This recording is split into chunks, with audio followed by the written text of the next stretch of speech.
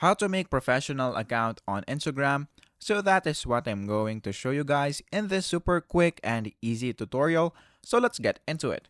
So the first thing that we need to do right here is to, of course, open our Instagram app. And then once we open our Instagram app, the next thing that we need to do right here is to just go here on the bottom right corner of the screen and then click your profile icon. Once you do that, what we are going to do next is to go here on the upper right corner of the screen and then click the three horizontal lines. After that, once you do that, what we are going to do is to scroll down and then just look for account types and tools. So once you do that, just click on account types and tools, and then in this part, just click on account type.